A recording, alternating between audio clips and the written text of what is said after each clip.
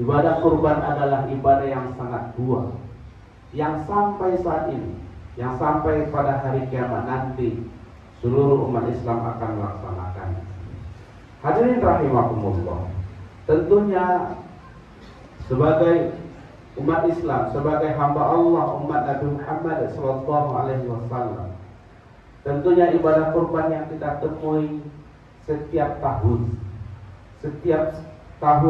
selagi hayat masih dikandung badan, tentunya perlu kita menghayati dan mengamalkan dan mengaktualisasikan dalam hidup kita terhadap nilai-nilai yang terkandung dalam ibadah kurban, sehingganya kita memang benar-benar menjadi umat Nabi Muhammad SAW yang melaksanakan dan membudayakan ajaran dari Nabi Ibrahim dan Nabi Ismail. Hadirin rahimakumullah, sebagaimana yang kita ketahui bahwasanya sejarah ibadah kurban ini berasal dari kisahnya Nabi Ibrahim dan Nabi Ismail. Ada beberapa pesan yang bisa kita pegang dalam ibadah kurban.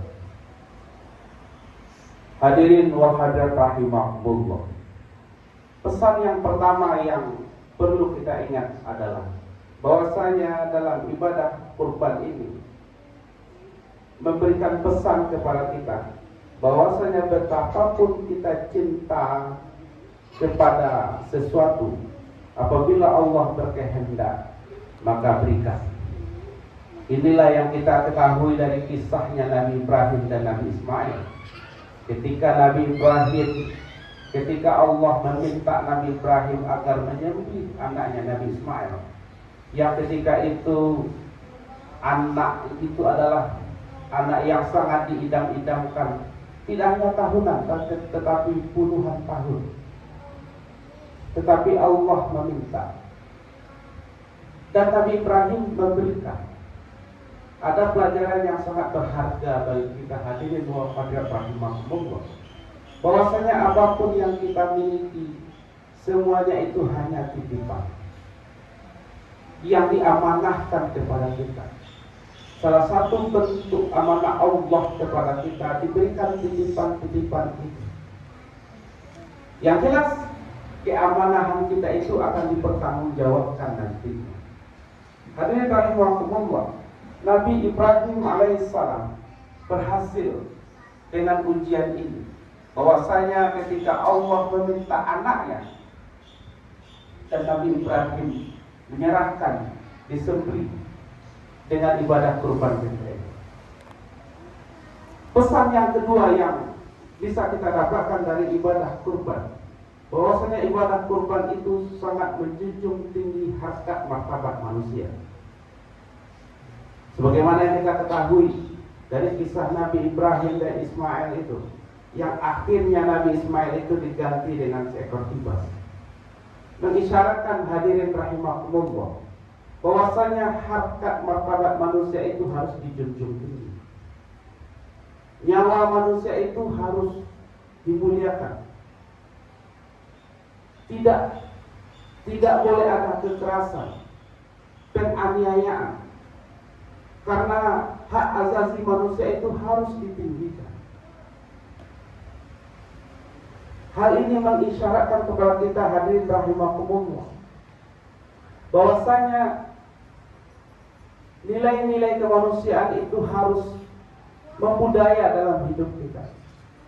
Kalau kita baca dan berita-berita saat ini, kita kadang sangat miris, hadirin rahimakumullah, betapa banyaknya kasus-kasus pembunuhan, kasus-kasus penganiayaan yang sangat merendahkan harkat martabat manusia. Apalagi kita sangat miris sekali ada anak yang berani membunuh orang tuanya. Kadang itu hal yang sepele. Pelajaran dari Idul Kurban ini mengisyaratkan bahwasanya harkat martabat manusia itu harus ditinggikan. Kita umat Islam mestinya harus melaknat banyaknya umat Islam di negara lain seperti Palestina yang begitu tidak berharga bagi mereka. Idul Kurban ini mengajarkan kepada kita, hadirin rahimakumullah, kita perlu menjunjung tinggi harkat martabat manusia. Yang ketiga, dari Idul Kurban ini kita diajarkan bahwasanya kita peduli terhadap sesama. Hewan yang kita sembelih, hewan kurban yang kita sembelih, itu mengisyaratkan kepada kita bahwasanya ibadah kurban itu ada dua dimensi. Ada dimensi ilahiyah dan dimensi insaniyah. Dimensi ilahiyahnya tentu ibadah kurban ini wajib bagi orang yang mampu. Itu urusannya langsung dengan Allah Subhanahu wa taala.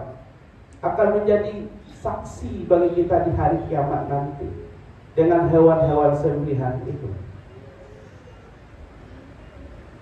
Akan menjadi saksi kita di yaumil hisab nanti bagi orang-orang yang berkurban. Itu dimensi ilahiyahnya, berurusan dengan Tuhan. Ada dimensi lain, yaitu dimensi insannya. Ibadah kurban ini mengajarkan kepada kita agar kita peduli kepada sesama. Kemana yang disampaikan tadi, bahwasanya harkat martabat manusia itu harus kita angkat dan junjung tinggi. Ibadah kurban ini juga mengajarkan kepada kita agar peduli kepada sesama. Hadirin rahimakumullah, bahwasanya di antara kita, di sekitar kita, masih ada orang-orang yang membutuhkan bantuan, uluran tangan sebagai resiko bagi kita sebagai makhluk sosial yang perlu partisipasi kita dalam hal itu. Ibadah kurban mengajarkan kepada kita. Jadi makanya dalam ibadah kurban itu kita juga diajarkan bagaimana kita menghilangkan sifat-sifat kepuasan, boros, tamak yang ada dalam diri kita. Tetapi bagaimana kita mengajarkan agar kita berbagi pada orang-orang yang sangat membutuhkan. Dan yang paling penting, hadirin rahimakumullah, bahwasanya di antara rezeki yang Allah titipkan kepada kita, ada hak-hak orang yang sangat membutuhkan yang dititipkan kepada Allah oleh Allah kepada rahmat yang lalu Allah berikan kepada kita semua. Bismillahirrahmanirrahim. Alhamdulillah ala umuri dunya wad din.